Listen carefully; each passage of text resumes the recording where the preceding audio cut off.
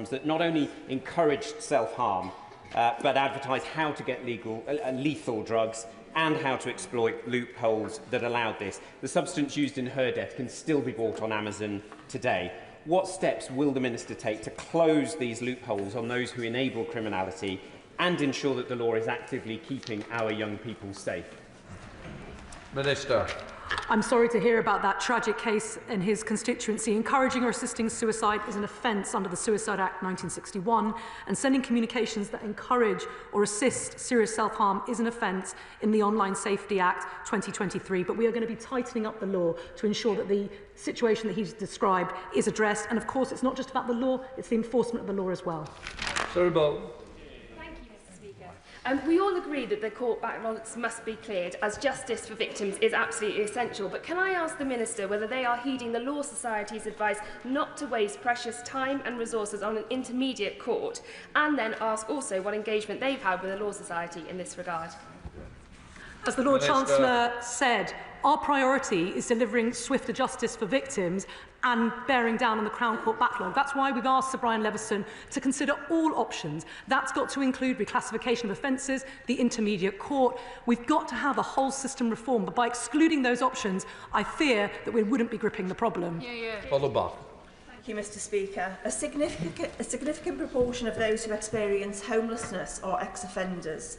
I have previously raised concerns that the drive to alleviate the prison place crisis must not add to the homelessness emergency.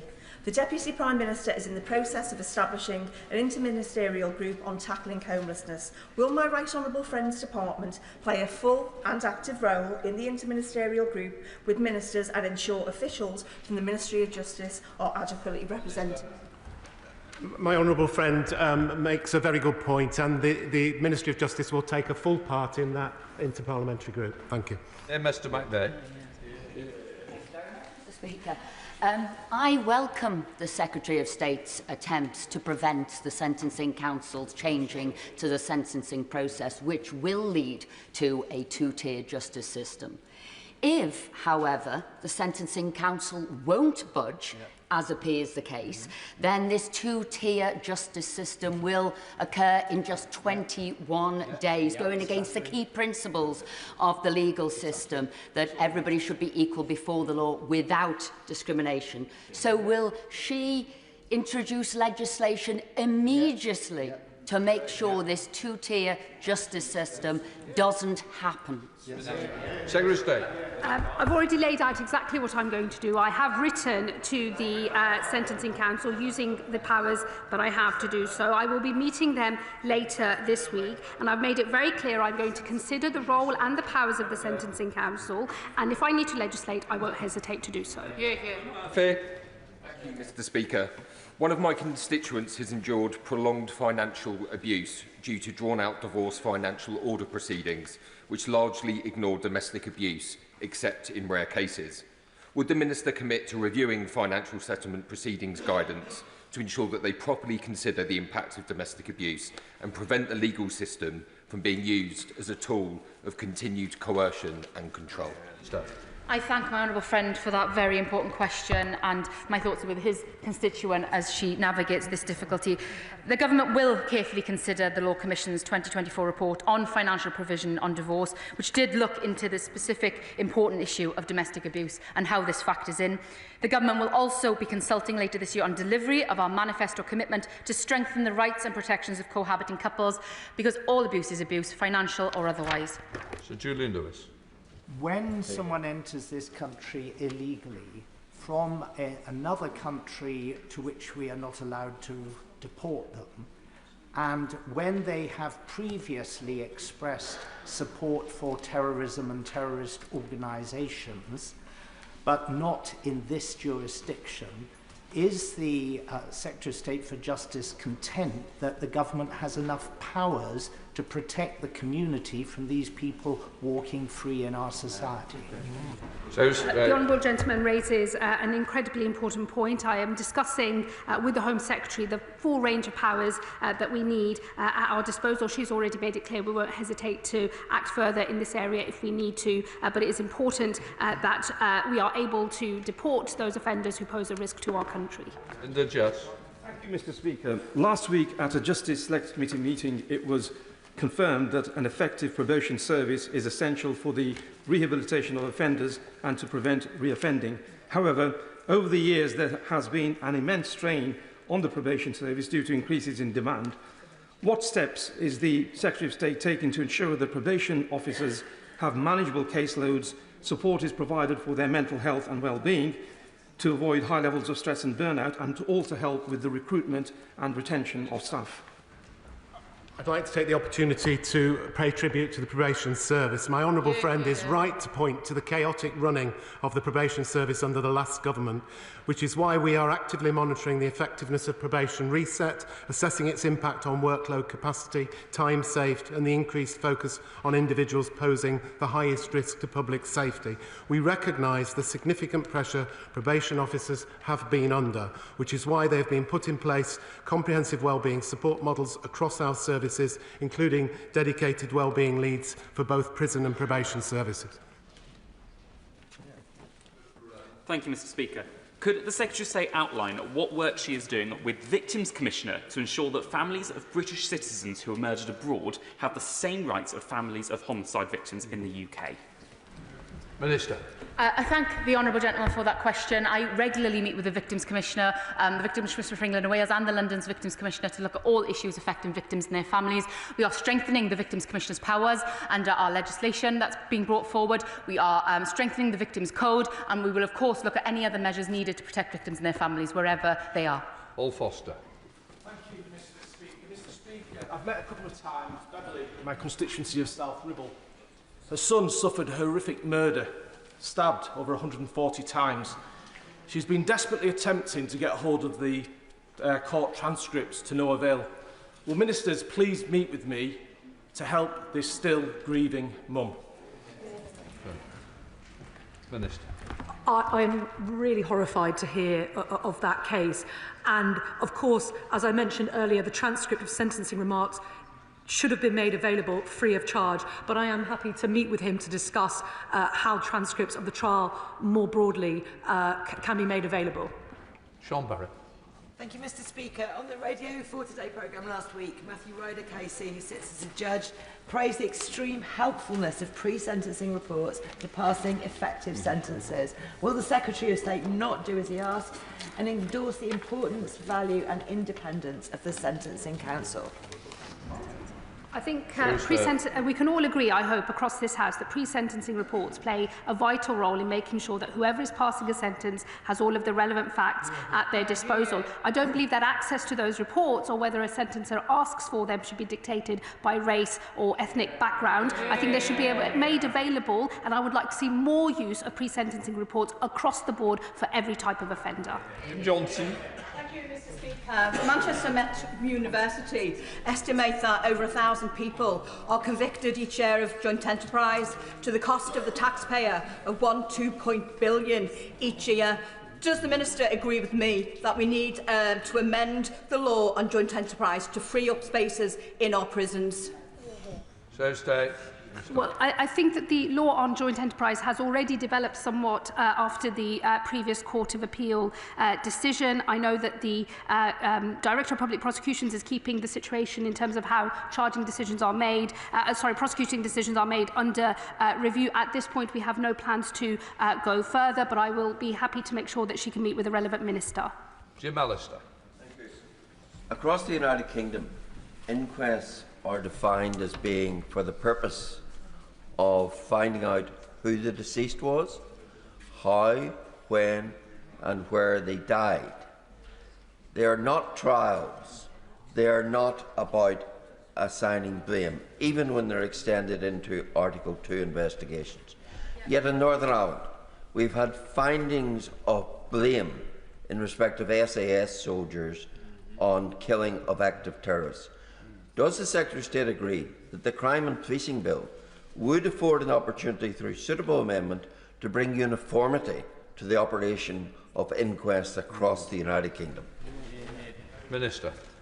The honourable gentleman is right to confirm that an inquest should be an inquisitorial process. It should not be an adversarial process either. I will, of course, raise the issues he mentions with the Secretary of State for Northern Ireland, but what is deemed to be in scope of legislation is a matter for the House authorities and the Leader of the House. Thank you very much, Mr Speaker. Prison maintenance privatisation has been a complete and utter disaster. Can I ask, when will it be taken back in-house? Minister. We're investing approximately £500 million over 2 years in prison and probation service maintenance to improve conditions across our estate. But it is fair to say we've inherited a prison system in serious need of repair. The estimated cost of bringing the prison estate to a fair condition and maintaining it to the end of the decade is £2.8 billion. And the programme is now underway, and we hope we will make as much progress as possible. If you keep standing, it makes it easier for me. Hey, I'm calm. Thank you, Mr Speaker. One of the key objectives of the Sentencing Council is to ensure that there is parity of sentence up and down the country. It's a known fact that people from ethnic minorities sometimes get a tougher custodial sentence than their white counterparts for similar offences. Given this, does the Lord Chancellor regret her attempt to discredit the considered and evidence-based conclusions of some of the most esteemed members of our judiciary when they published the sentencing guidelines in reference to the pre-sentence report? Thursday. What I was shocked about was that here is a disparity that we can see in terms of overall cohort sentencing outcomes. Everybody accepts that we're not quite sure why that's happening, and there hasn't been sufficient curiosity over the last few years to work out why it is in fact happening. My view is, if you can see a problem or you think you've got a problem, you need to get to the bottom of what's actually going on before you start coming up with broad policy solutions to fix those problems. And I also think that some of these broad policy decisions are better made by ministers, because we are directly elected individuals who will pay the price and the consequences of our choices. And that is a conversation I will be picking up with the Sentencing Council when I meet them later this week. Please. Thank you, Mr Speaker. In 2020, Lorraine Cox was brutally murdered in Exeter. Her murderer dismembered her body, and as a result, her family have never been able to fully lay Lorraine to rest. Her father, Tony Cox, has been campaigning for an implementation of Helen's Law 2, meaning the desecration of a body or concealing a body would become a separate criminal offence. Will the Minister meet with me to discuss whether the implementation of Helen's Law 2 is possible? Thank you. Minister. I will happily meet with my honourable friend to discuss this further. Yeah. No problem. Blake Stevenson. Thank you, Mr Speaker. What is this government doing to crack down on unqualified people representing themselves as solicitors? Minister. As he well knows, the solicitor's profession is highly regulated. We have the Solicitors Regulation Authority, which itself is regulated by the Legal Services Board. And all our professionals right across, in whether they practice in criminal, civil, highly respected, highly regulated. We are indebted to them. Jonathan Hinder. Thank you, Mr Speaker. I was shocked to read the Sentencing Council's response to the Secretary of State last night and its arrogant tone. As the Secretary of State has said, this Parliament is sovereign, and the fact is we've given too much power away to these unelected bodies in recent years. Can I reassure her of my support, and can she reassure me that she will not rest until we do retain equality before the law? Minister. Thank my honourable friend. I am very much looking forward to my meeting with the Sentencing Council later this week. And as I've made clear, I am looking into the roles and powers of the Council, and I will not hesitate to legislate if I need to do so. Ashley Fox. Mr Speaker, the two-tier sentencing guidelines take effect on the 1st of April. If the Lord Chancellor is sincere about having a justice system that treats everyone equally, will she not support our bill to block the guidelines? Thursday. I have already made my position clear. I have written to the Sentencing Council. I will be meeting them later this week. I am reviewing the roles and the powers of the Sentencing Council, and I will not hesitate to legislate if I need to do so. So the Select Committee on this law. Thank you, Mr Speaker. Last month, the Justice Committee heard evidence from governors of prisons with some of the highest drug use rates in the country. From detecting drones to body scanners to physical barriers, they all felt under-resourced in terms of technology and investment. What's the Minister doing to better equip prison staff to keep drugs out of prison? Secretary of State. Well, we've already pressed ahead with further measures on X-ray scanners, on baggage scanners. We are taking action to deal with the problem in relation to drones. He will be aware for security considerations. I'm not going to give the detail of some of those mitigations and proposals we have for tackling drones because he will know that they are used by serious organised crime. But I can assure him that ministers, myself and all officials and people who work across the prison estate are seized of this matter, and we are determined to crack down on drones bringing drugs into our prisons. That completes questions. We'll let the front bench change over.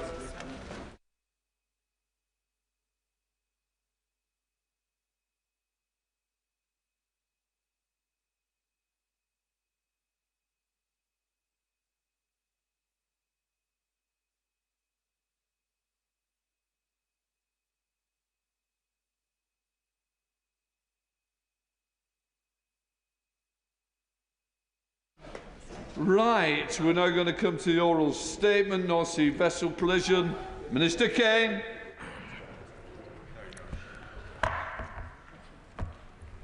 Mr. Speaker, with permission, I wish to make a statement regarding the collision between two vessels off the east coast of Yorkshire that occurred yesterday.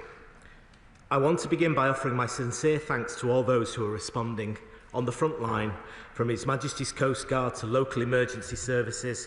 This is a challenging situation, and I know I speak for everyone in this House when I say that the responders' ongoing efforts are both brave and hugely appreciated. I also want to thank the international partners for their many offers of assistance to the UK and the support from the maritime community. This is a fast-moving situation, so let me set out the facts as I currently have them. At 9:47 on Monday the 10th of March, the vessel MV Solong, sailing under the flag of Madeira, collided with the anchored vessel MV Stena Immaculate in the North Sea, a fuel tanker sailing under the flag of the United States and operated by the US Navy. The collision occurred approximately 13 nautical miles off the coast. Fire immediately broke out on both vessels, and after initial firefighting attempts were overwhelmed by the size and the nature of the fire, both crews abandoned ship. Firefighting and search and rescue operations, coordinated by His Majesty's Coastguard, continued throughout the day yesterday, pausing in the evening once darkness fell. Firefighting activity restarted this morning, and I'm pleased to say that the fire on the Stena Immaculate appears to be extinguished, but the Solong continues to burn. Although they became attached to each other during the collision, the Solong broke free of the Stena Immaculate late last night and began drifting southwards. Modelling suggests that, should the Solong remain afloat, it will remain clear of land for the next few hours. The assessment of His Majesty's Coastguard is, however, that it is unlikely the vessel will remain afloat. Tugboats are in the vicinity to ensure that the Solong remains away from the coast and to respond as the situation develops. I want to be clear that while there are 1,000-metre temporary exclusion zones established around both vessels, maritime traffic through the Humber estuary is continuing. The full crew of 23 on the Immaculate is accounted for and on shore. One sailor was treated at the scene but declined any further medical assistance. 13 of the 14 sailors of the MV Solong are accounted for. Search and rescue operations for the missing sailor continued throughout yesterday, but were called off yesterday evening at the point of which the chances of their survival had unfortunately significantly diminished. Our working assumption is that, very sadly, that the sailor is deceased. The Coastguard has informed the company, and it has been advised to inform the next of kin. Our thoughts are with the sailors' loved ones at this time. Regarding the cargo of the vessels, the MV Stena was carrying 220,000 barrels of jet fuel, which was the source of the fire. The MCA is working at pace to determine exactly what cargo the Solong is carrying. I am aware of media reporting regarding potential hazardous materials on board, but we are unable to confirm at this time.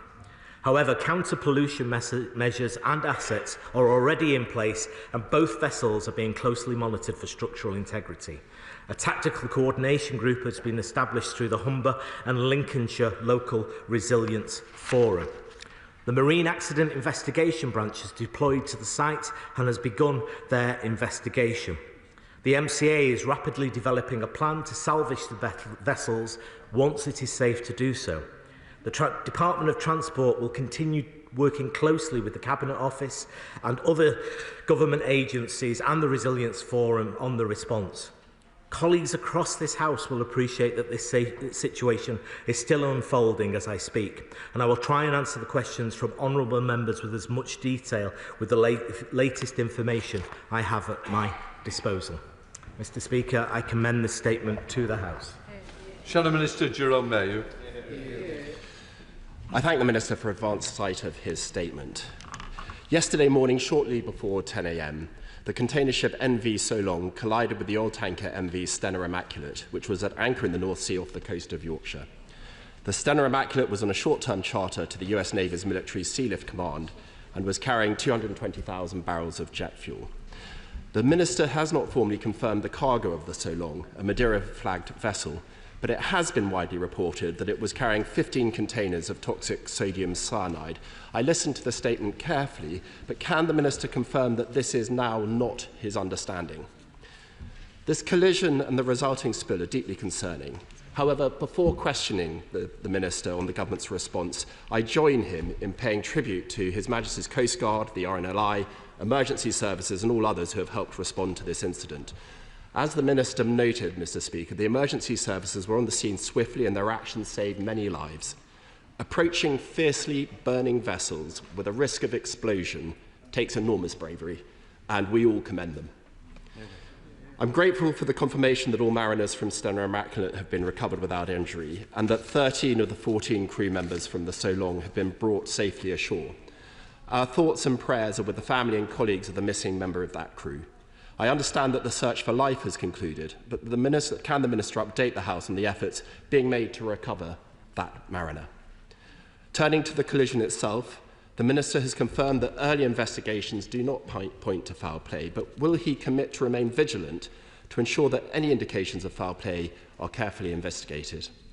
Additionally, given the involvement of both US and Madeira-registered ships, could the Minister inform the House what impact this will have on the investigative process? And has the Government contacted those respective governments to ensure their close cooperation? The Secretary of State will be aware that there is deep concern regarding the effect of the oil spill on the surrounding marine environment. Environmental organisations have warned of potentially devastating impacts of pollution from the tankers on habitats and species in the area, including threatened seabird colonies, grey seals and fish, and nature-rich sites such as the Humber Estuary, where conservationists have been restoring seagrass and oysters, could be devastated by this emergency. So has he been briefed by the Environment Agency on their response? And could he give us some more details about it? And the Minister made reference to the drift of the Solong and the risk that it may run aground without intervention. Can he update the House on what steps will be taken to ensure that this does not happen? I understand that Maritime Accident Investigation Branch has begun a preliminary investigation into this emergency, and I'm pleased that the Minister is working closely with the Maritime and Coastguard Agency as they conduct an assessment on the counter-pollution response that may be required over the coming days. But I also seek assurances that the Government will closely engage with local communities who will be concerned about the impact of the collision on their environment. This incident involves multiple government departments spanning emergency response, environmental protection, maritime safety, defence and chemical transport regulation. Effective cross-government coordination is therefore crucial. Can the Minister assure the House that such coordination is taking place and that Parliament will receive regular updates? It is, of course, too early to draw significant conclusions at this stage, but it is clear that something went terribly wrong in the handling of these two vessels. We will support the Minister in whatever action is needed to ensure the highest standards of safety on the high seas. Well, can I thank the Honourable Member for that? Something did go terribly wrong. He's exactly right. And my thoughts and prayers are with the missing sailors' family. The company has been informed and his next of kin are being informed. In terms of the series of questions that he asked, what we do know for sure is that the Immaculate was carrying 220,000 barrels of A1 jet fuel. We know that for sure. We are yet to establish the cargo of the Solong. As soon as I know, I will make that information available to the House. We will do everything to recover the body of the mariner. In a recent debate around emergency response services, we know that lives are lost at sea, but some succour and comfort is given to the fact that rescue services often bring people's loved ones back to them for proper funeral and burial. Whether there was foul play, I think, is speculation. There is no evidence to suggest that at the moment. We are in contact through the MCA with our American and Portuguese counterparts and have liaised with that. In terms of the counter-pollution measures that he mentioned, the MCA is standing by with marine and aerial counter-pollution measures and will use them at the necessary time, but the immediate concern is to put out the fire on the Solong. He mentioned the issue of drift. This is ships drifting. The Immaculate remains anchored, so we are safe there. It's the Solong that is drifting at 2 nautical miles per hour. It is being shadowed by 2 tugboats currently. The order will be given by SOSREP or the MCA to intervene as when necessary to protect any life on shore. He's right about the Marine Accident Investigation Bureau. We have deployed those assets to the scene, and they are working currently and working with the local Resilience Forum, and I just want to pass on my thanks to the Humberside Resilience Forum at this time, and that I can assure him that government agencies are working together very effectively and giving ministers and the Secretary of State regular updates through situation reports as the night went on and as the day continues. Chair of the Select Committee, Ruth Capri. Thank you, Mr. Speaker, and I also endorse the Minister's thanks to the frontline workers who've been involved and his concern for the and condolences for the missing mariner's family. While we wait for the reports, which will have to happen, on how this appalling tragedy happened, will the Minister confirm how the routes are being managed now? He started to do that while the Solong is drifting, and whether further protection of routes will need to happen in terms of because of the pollution and so on, in order to not delay further movement of shipping in these busy waters, but also to protect the welfare of seafarers in other ships. Well, I thank the Chair of the Transport Committee for that question. It is an incredibly busy sea highway, as we all know, and I had the great honour of visiting the command and control post of the Humber Estuary almost on my last visit as Shadow Minister for Maritime just before the general election, and I want to pay tribute to them and their hard work in dealing with this situation.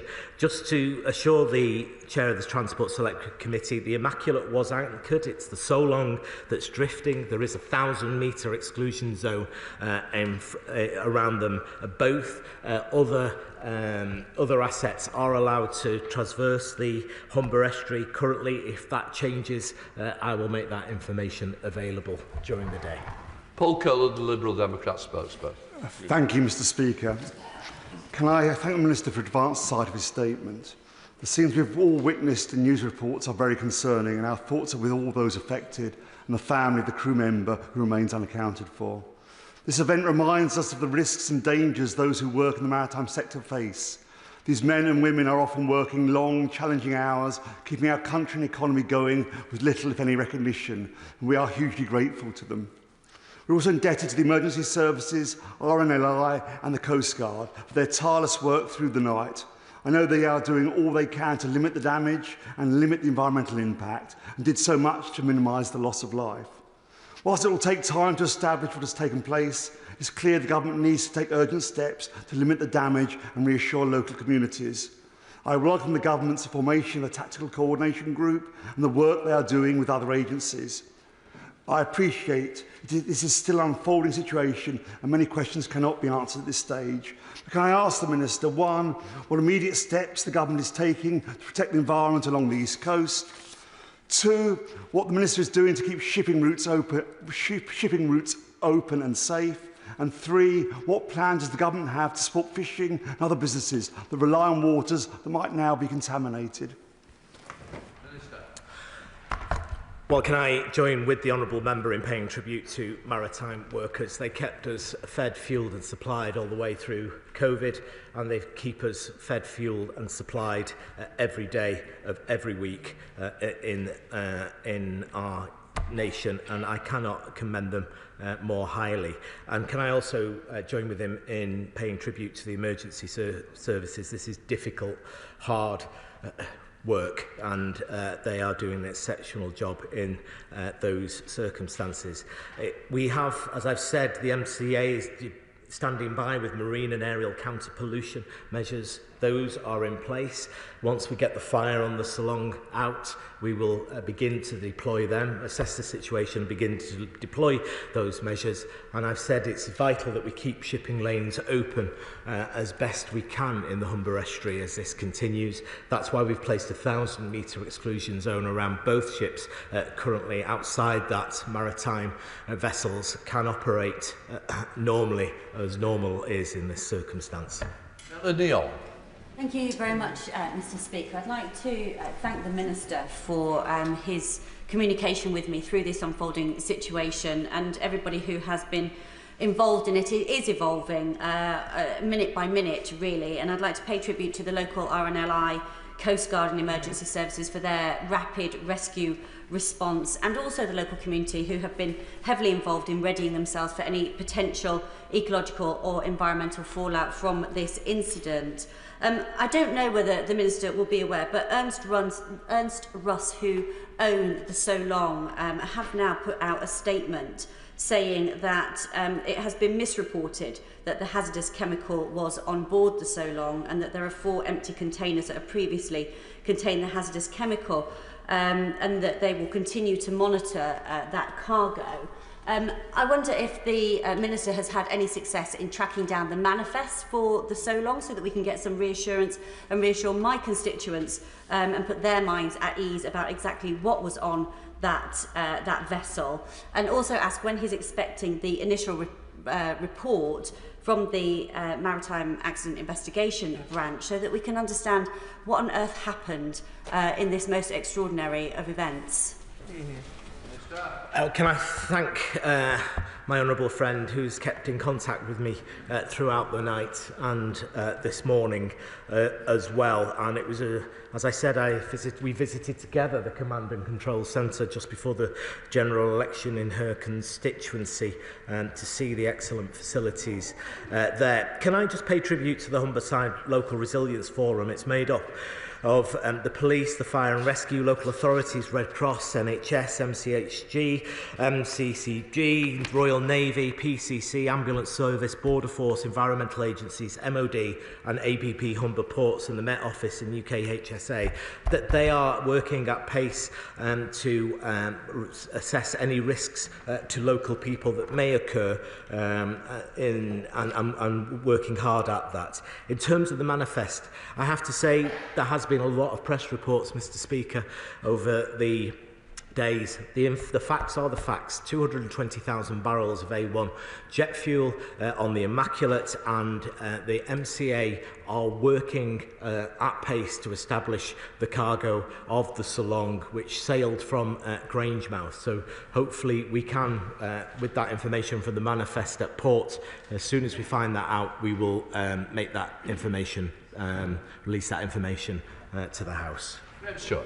Thank you, Mr. Speaker. May I join the Minister in saluting the heroic rescuers and mourning the loss of the seamen. Mr. Speaker, you may share some of my frustration at the lack of communication with members of this House regarding yesterday's maritime disaster off the Holderness coast in my constituency. Apart from a brief phone call following my reaching out to the Secretary of State for Transport, I spoke to the leader of East Riding of Yorkshire Council, the Police and Crime Commissioner, local councillors, all struggling to get information as to what was going on just miles off the coast. My constituents from Kilnsea, Easington, Withensea, Aldborough and beyond, I believe, deserve better. So I must ask the Minister, why did it take so long for the local resilience forum to be set up? Is he confident that we have the proper structures in place of governance when a disaster like this happens? How can we ensure that communications are improved moving forward?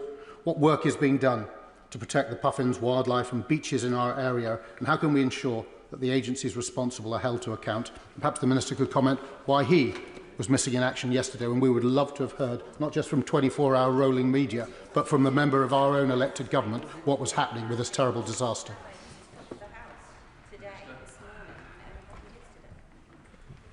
Well, Mr. Speaker, I was dealing with the situation. And the Secretary of State made a statement. And we stood up the Maritime and Coastguard, and within minutes a response was ongoing. The Honourable Member had a call from a member of staff of the Secretary of State within an hour or two of the situation, being fully informed. The local Humberside Resilience Forum was established. We've deployed assets for marine protection at the site. I'm not sure what the member actually is asking for, but I think I am very proud of the agencies, both local and national, that have worked at pace to get us to where we are currently. Alison New. Thank you, Mr. Speaker. I welcome the Minister's timely statement and would like to associate myself with his praise for the swift response of the emergency services and NR and allied volunteers. Over recent years, fishermen along the east coast of Yorkshire, including Scarborough and Whitby, have battled to keep going against the background of the effects of the crustacean die-off, and they're naturally extremely concerned by reports of jet fuel possibly leaking into the sea. I do appreciate this is a fast-moving situation, but could my honourable friend tell the House more about the counter-pollution measures which are in place, and also how predicted weather conditions will affect the ongoing operation? Well, I thank the Honourable Member for her question. Yes, I know members on the North East Coast on all sides of this House have been worried over a number of years about the crustacean die-off, and this is a concern that jet oil could well be leaking into the sea. I can say that every resource is being deployed by MCA and other agencies to assess the extent of the pollution, and every resource will be put in to clean up that pollution. I happen to be meeting with the fishermen organisations later in the week for separate reasons, so I hope to be able to update them with further information at that time around their very valuable trade. Tom Gordon. Thank you, Mr. Speaker. I have been in communication with Lib Dem councillors in the East Riding and also the Lib Dem administration in Hull. Yesterday, the leader of the council, Mike Ross, raised the calls for a rapid response from government, and I would really push the Minister on clarity on what exactly we should be seeing from the Tactical Coordination Group, and whether there is a government commitment to make sure that any environment and economic impact will be covered by the government, and what more support we'll see potentially down the line if there are long-term consequences as a result of any pollution. Well, can I thank the Honourable Member for his question. It's standard procedure to bring on board the local resilience forums in any case like this. That has been done. It is up and running. I am grateful to all elected members from whichever party, in particular hard-working councillors who will be involved in this to make sure that the best interests of the people of the Humber region are protected at this time. And I can say that yes, we have currently deployed all the resources that are needed to contain both this fire and to assess the environmental damage of any spillage are on site at the moment. We will continue to make decisions in conjunction with the Local Resilience Forum as we go on through the day and for the rest of the week, I believe. Thank you, Mr. Speaker. I just wish to add my voice to the call made by my honourable friend and neighbour, the member for Scarborough and Whitby, about the very perilous position of the Teesside and North Yorkshire marine ecosystem following the environmental disaster we suffered in 2021. And so I'd ask the Minister to really ensure that the response isn't only around the Humber estuary, but also reviews the environmental impact for the entire East Coast as well. Minister.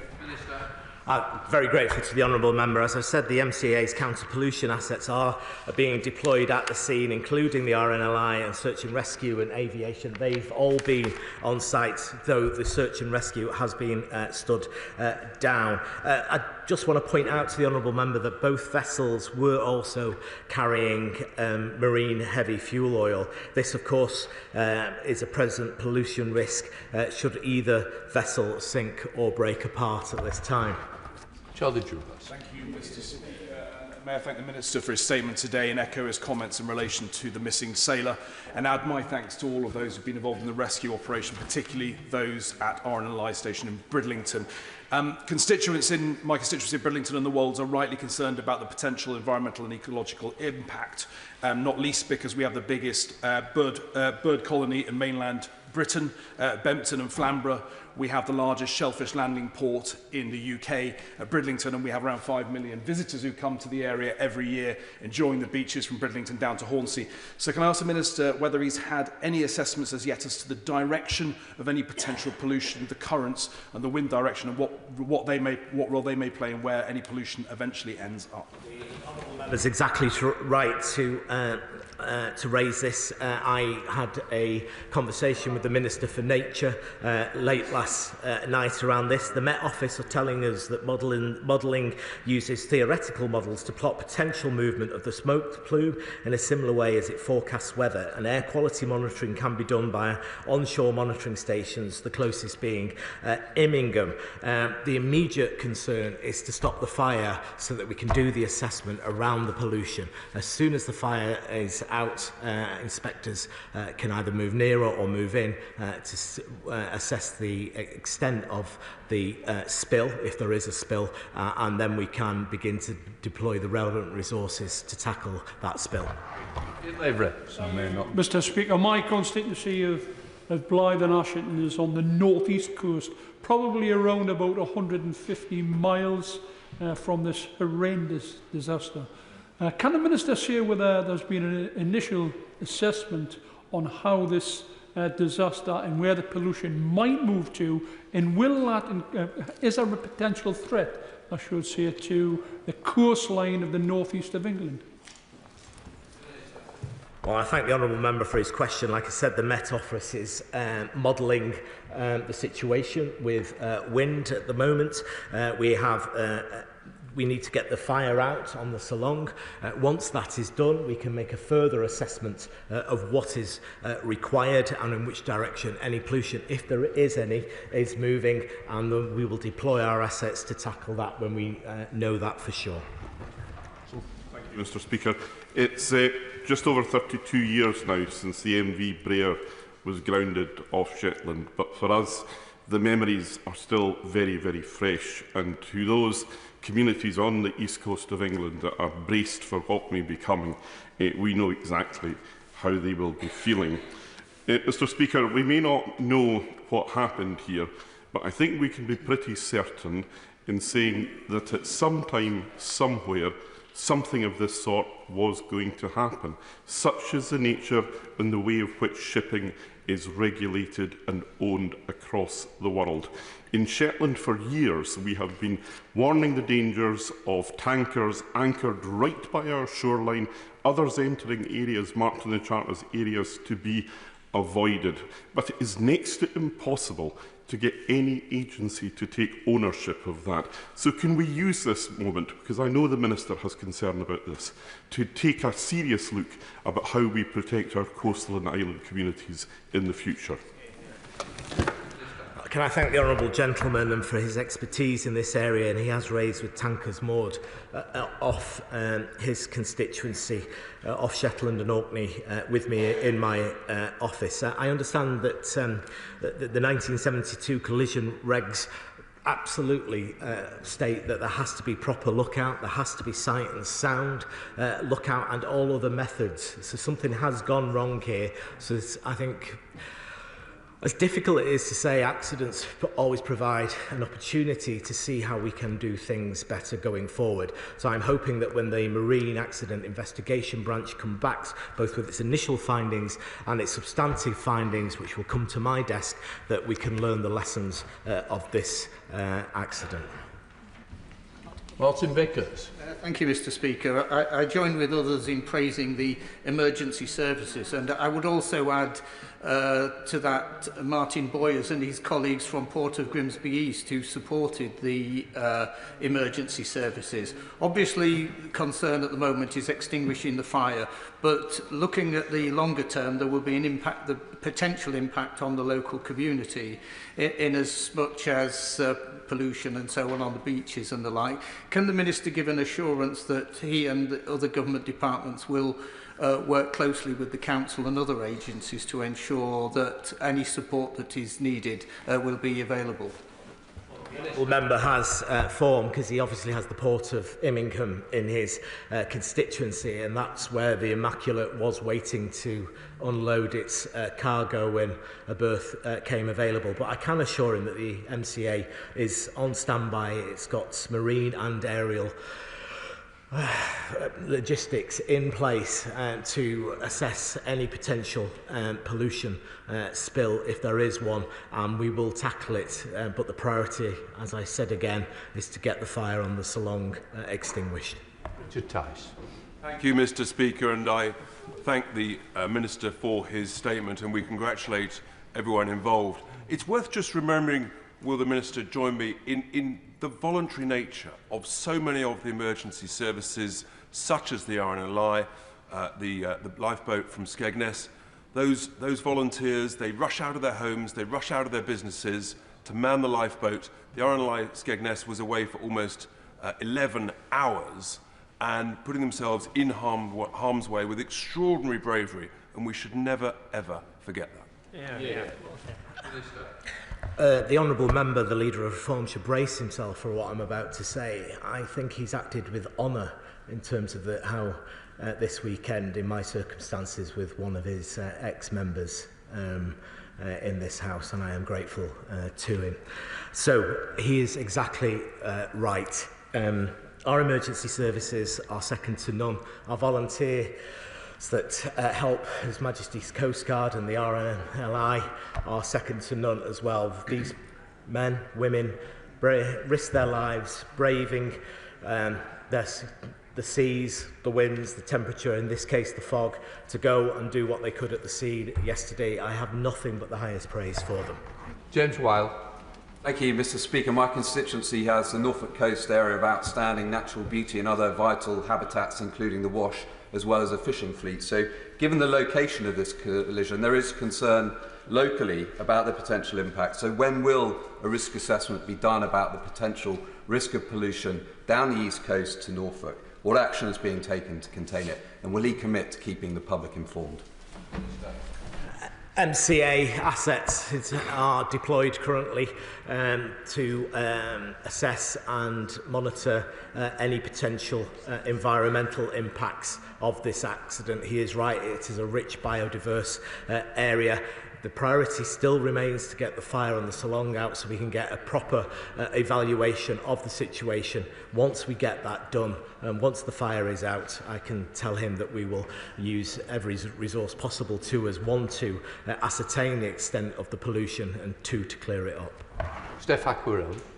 Mr. Speaker, can I put on record my thanks and appreciation specifically to the resilience team at North Norfolk District Council and their staff, and also the Port of Wells for their response and preparedness. It's not instantly clear what areas will be affected, and with changing winds and weather conditions, pollution can change course. North Norfolk, 50 nautical miles away from the incident, is currently predicted to be unaffected, but we're keeping a close eye on what happens. Can the Minister confirm that he will be keeping all MPs along the North Sea coastline updated on developments? Can he also confirm that if pollution is set to reach North Norfolk, my fishing communities will get as much notice as possible? They have well-rehearsed plans in place, but they need good notice in order to deploy them. Well, the honourable member makes an important point about how interconnected our coastal communities are when it comes to this type of incidents. And our officials are monitoring the situation, where the pollution is going. We're looking at wind direction as it currently stands. I'm grateful that his local resilience team is stood up, and I am happy to keep all members of this House informed of the ongoing situation when it's required. So.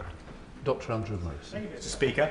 Automatic identification systems and radar should mean that these sorts of things don't happen, even in dense fog, which is why many of us thought initially this could well be a Maritime 9/11 type event or a malign state actor involved. Fortunately, that appears not to be the case, but it has exposed a vulnerability, and ships like the Stena Immaculate could be said to be something of sitting ducks. What audit will the Minister now do as to that vulnerability, and will he put in place what is necessary, what is practically necessary, in order to prevent such an occurrence? I'm grateful for the honourable member. It's a very good question. In addition to my maritime responsibilities, I am the Security Minister for the Department of Transport, and any lessons that we learnt from maritime security in terms of this incident, that it could be used by a malign actor, we will learn them and we will implement the recommendations. Thank you, Mr. Speaker. Will the Minister confirm whether he's been in contact with the Scottish Government, notably in relation to the originating port of the Solong? And on a second point, the Solong is clearly in significant danger of sinking and has containers on board.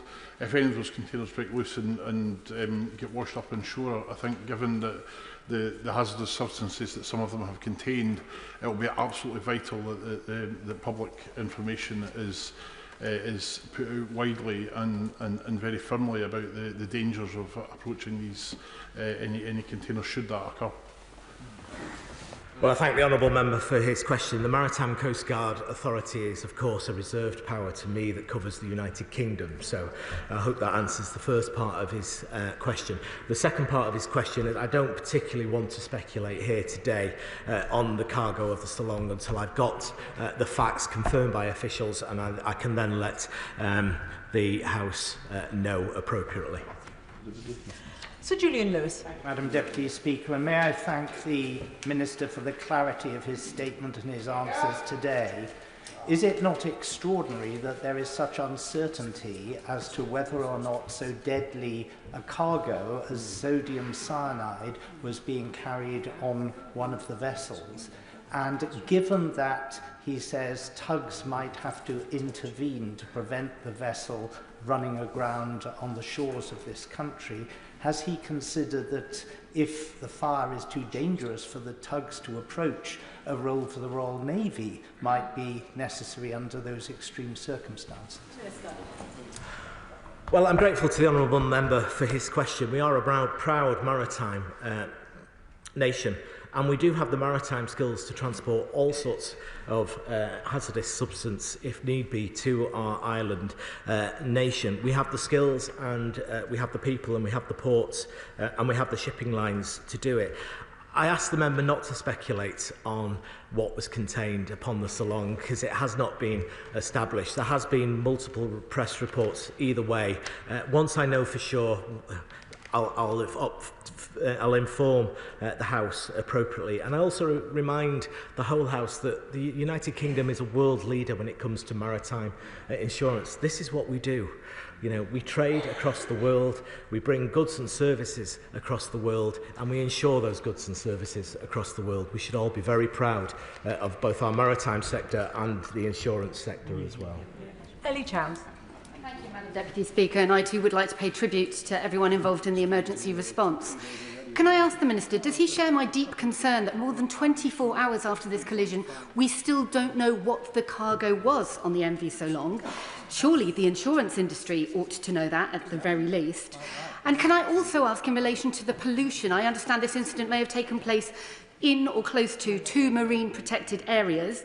Are those MPAs affected? What is the plan for cleaning them up? And he mentioned that pollution measures are in waiting but not implemented because the priority is reducing fire. But the Stena Immaculate, I understand, is no longer burning, and that is the one with the hundreds of thousands of tonnes of fuel oil. What measures are being taken to tackle the pollution now? Because speed is of the essence.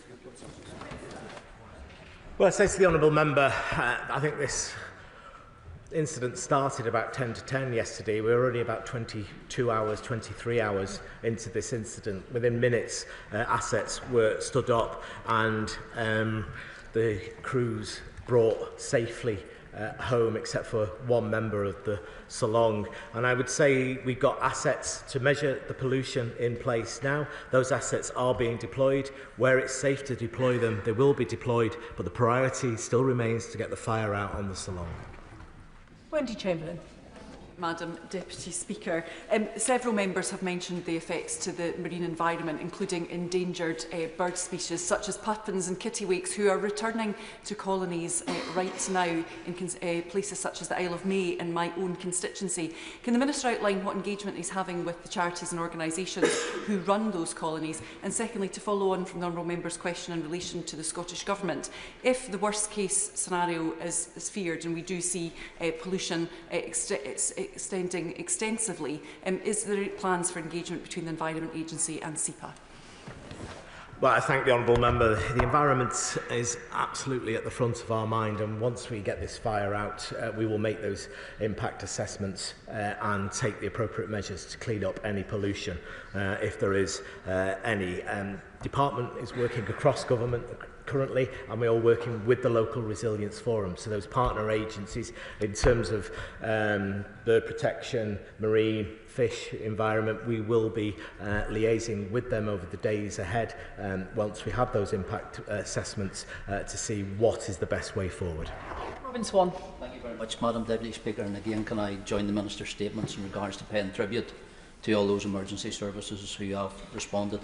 But I think, Madam Deputy Speaker, the unknown of the cargo on this alone is a major concern to many in this chamber and many who are working on that issue. So in that instance, in regards to the UN's International Maritime Organisation, which actually has responsibility for safety and security of shipping and the prevention of marine and atmospheric pollution by shipping, can I ask the Minister what engagement he has had with the UN's IMO in regards to this, or in regards what steps they will take from learning from this and actually engage with the IMO to make sure that any cargo that is at sea is known by someone? I'm very grateful to the Honourable Member. We are in discussions with both the owners of these vessels, and also we know that the Salon was sailing from Grangemouth, so we are trying to ascertain. We know it had a mixed cargo of containers. That is the only information available to me, and that information is currently being analysed. I don't have that to bring that to the House at the moment, but as soon as I have it, that information we will make known. As I said, the Stena Immaculate was carrying 220,000 barrels of A1 jet fuel. We know that. We can begin to prepare any contingency plans around that information that we already have in terms of that vessel. Callum Miller. Thank you very much, Madam Deputy Speaker. I'd like to thank the Minister for his fulsome statement and associate myself with the recognition of the loss of life, potential loss of life, and also those communities affected. I understand that the priority is now dealing with the immediate incident, and there will be a full investigation by the Maritime Accident Investigation Branch in due course. However, in light of the fact that the Royal Navy has deployed vessels to the North Sea to monitor the activities of hostile states both on and under the sea, can the Minister assure us that the Government and its agencies will make an assessment so we can be clear that there has been no foreign interference in this terrible accident? Yes, I mean, the answer to that is yes, and the Minister for Defence contacted me last night to say that they were ready and willing to be deployed if they were required. So far they have not been required because at the moment we feel there is no malign intention to this incident. However, the Marine Accident Investigation Branch, as he says, will investigate. They will give me their initial findings as soon as humanly possible. I will I will read their final report, which is my duty to do so as Maritime Minister, and we will take the matter from there. But he's right to raise it. Deputy Speaker, can I thank the Minister very much, and first of all those who responded. I think we owe them a debt, and that should be put on record. But I can also thank the Minister for his endeavours. I spoke to him yesterday about it. I understand that he's been assiduous, focused, and in this House I think we should put on record our thanks to him for all that he has done. Can the Minister outline what steps will be taken to investigate whether there were failings with the visual observation, with radar, or the automated identification system, the AIS, which led to this unexpected collision? And how can we ensure that the long-term environmental effects of this devastating collision are dealt with in a coordinated manner? Thanks so much. Well, can I thank the Honourable Member for Strangford for his House? Can I update the House to say that as it currently stands, no sign of pollution from vessels is observed at this time. But monitoring is in place, and should that change, assets in place, they will be provided as needed. That's the latest current information as relayed to me. In terms of the question of the Honourable Gentleman, that is a matter for the Marine Accident Investigation Bureau. We have extraordinarily dedicated officials who are on site, were on site yesterday, were deployed. They will be making their surveys of the two vessels, and they will be reporting back to me with initial findings when they can, and subsequently there will be a final report for sign-off on my desk at some stage in the future. But I'm grateful for the Honourable Member's support. Can I thank the Minister for his statement? Point of order. Point of order, David Simmons. Thank you, Madam Deputy Speaker. Earlier today, David Lawrence, a former Labour parliamentary candidate, put out a public statement saying that he was pleased to be invited to number 10 Downing Street for a preview of the Planning and Infrastructure Bill, a landmark piece of legislation which has yet to see the light of day in this House, despite a number of statements from ministers about how significant and important this piece of legislation would be. May I seek your guidance on how we can ensure in future that important legislation deserving of the scrutiny of Parliament is first seen in this House and not shared offline with Labour parliamentary candidates?